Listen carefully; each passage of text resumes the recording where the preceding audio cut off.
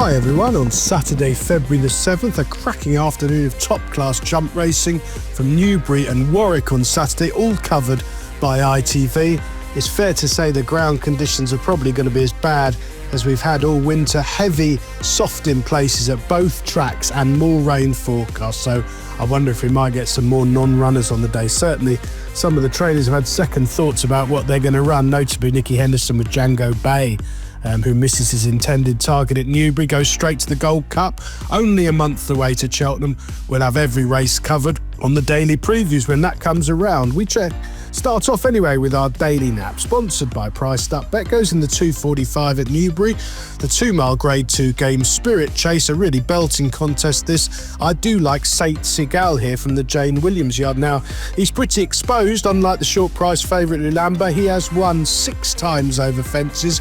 He's a really sound jumper, and I think Newbury will definitely suit him. I think he'll be ridden positively by Kieran Gethens, who knows him really well.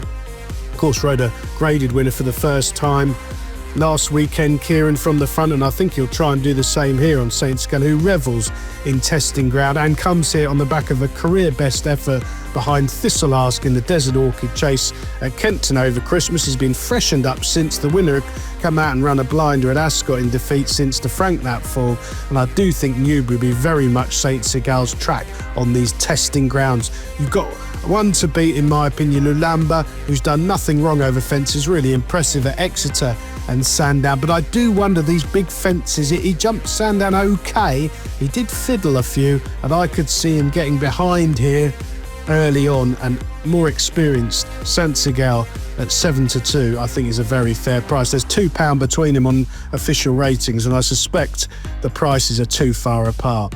Our value angle selection, sponsored by Priced Up Bet, goes in the 3 o'clock at Warwick. The Grade 2 Mares Novice over 2 mile 3. I'm strong here on Kingston Queen, who very much is a mare to follow as her stamina is drawn out in the future. David Pipewell, very useful bumper form that worked out superbly, and then a very impressive hurdling debut in the mud, finding generously under Tudor, who was positive on her and got her going a long way out. Next time out at Cheltenham, bumped into Old Park Star, who's going to go to the festival as a very short price favourite, I suspect, and Kingston Queen was just outpaced over 2 mile 1.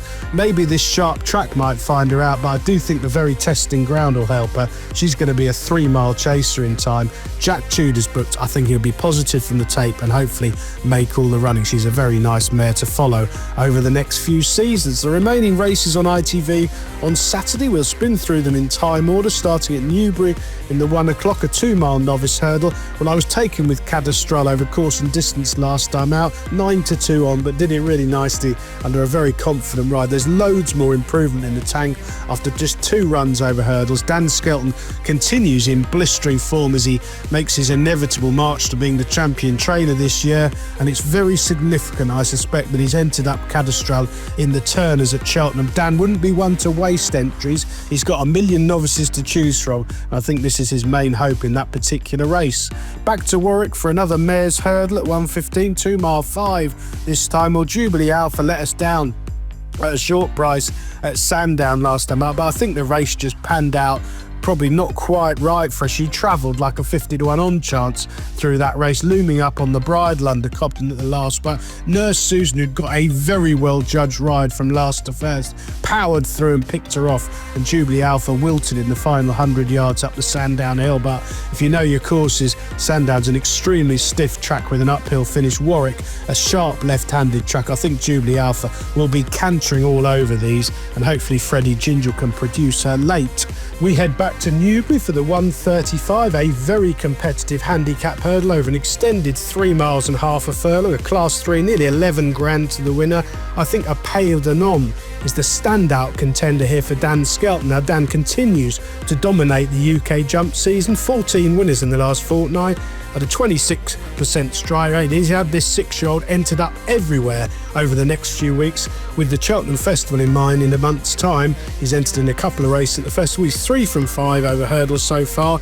He was gambled on at Kenton last time out, but just found the ground a little bit too quick behind Iberico Lord, running on pretty strongly from a poor position there. His previous form in soft ground at Cheltenham and Leicester is rock solid, and I think he's completely unexposed in handicaps and should take plenty of beating here under Harry Skelton. Back to Warwick for the Kingmaker at 150, a 2-mile Grade 2 novice chase, a tiny field, a gilt-edged opportunity for Steel Ally to make all the running, put his sound jumping to good use under Dylan Johnson. I really like the way he's gone about his business on his last 2 starts. He's a thoroughly likeable horse from a trainer. I think he's got one of the best strike rates in the country, Sam Thomas. He places his team, mostly owned by Di Walters, very carefully, and Steel Alley will take plenty of passing with this sharp track, very much expected to suit him.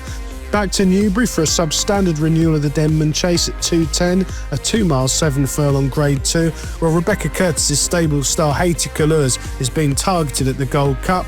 I don't think he's got an earthly in that, if I'm being honest, but I think he'll win this on heavy ground that suits him. He was a really impressive, and on the figures, it was one of the best performances ever in the Welsh National, revelling in the testing ground, and the rains come right for him. He's going to be extremely hard to beat under Sean Bone. It's a weak race for the money, and as I say, the more rain that falls, the better for him.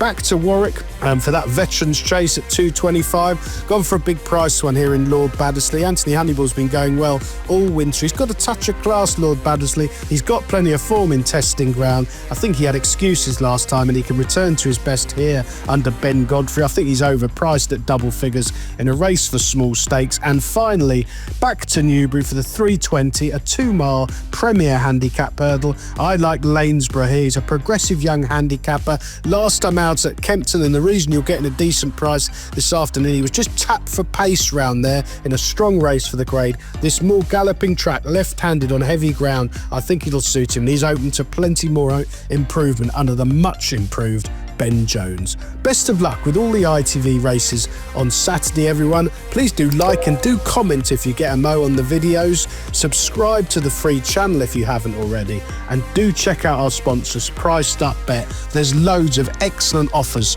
on these big Saturdays in particular.